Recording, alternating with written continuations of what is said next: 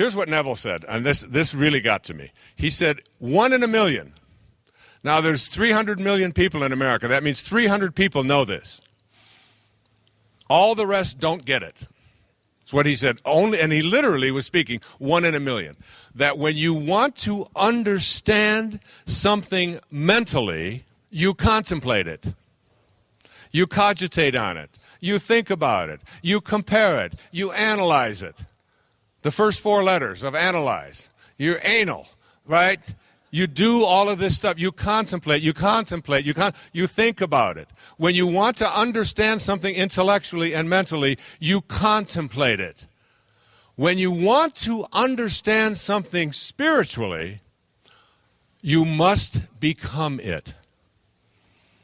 You must become it. And that's where we're going now.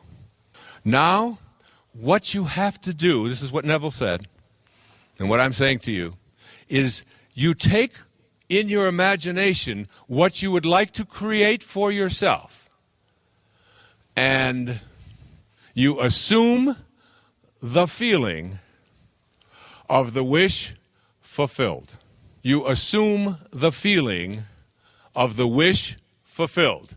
Memorize it. I have. I can say it. I say it 1,000 times a day to myself. Assume the feeling. Relationships, sickness, my work, my children, how I relate in my life. Assume the feeling of the wish fulfilled. What is your wish? It's whatever you have in your imagination. How do you assume the feeling of the wish fulfilled? You must become it.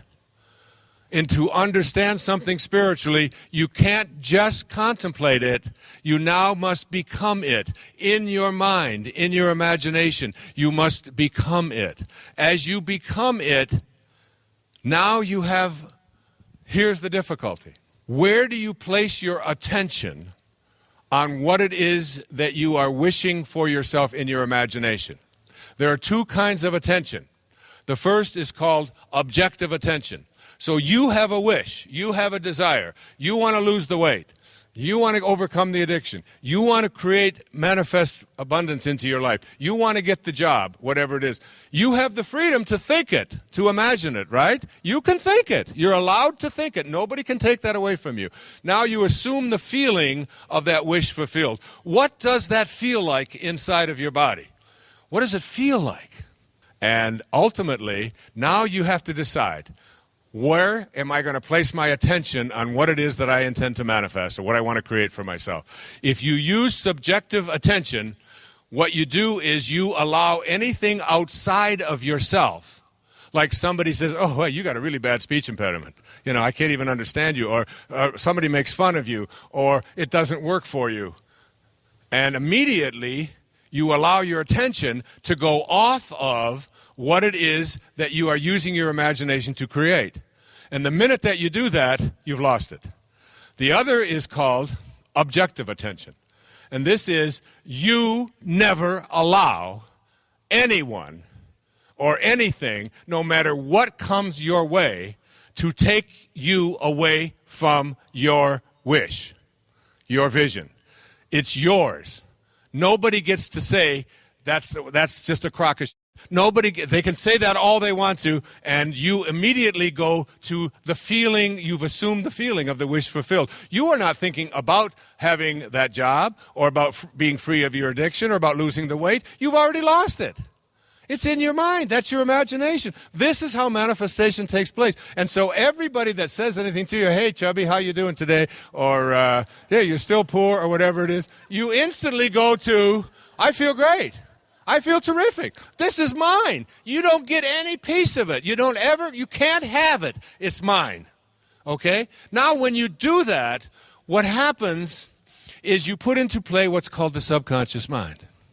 Your subconscious mind is going to do something for you. It's going to harden or start the process of hardening a thought into form. It starts there. That's how you get form out of thought, through this subconscious mind, which can't distinguish whether you're just thinking it and then feeling it. Change your concept of yourself. by creating an idea in your mind that you can identify with it until you become it. So a radical change of your concept of yourself, and get a picture in your mind of what you want to attract that is so strong that you become it. You become it in your mind, okay? You know a thing, I said this earlier, you know a thing mentally by thinking about it. You know a thing spiritually by becoming it. You are now it, and you are operating from that perspective.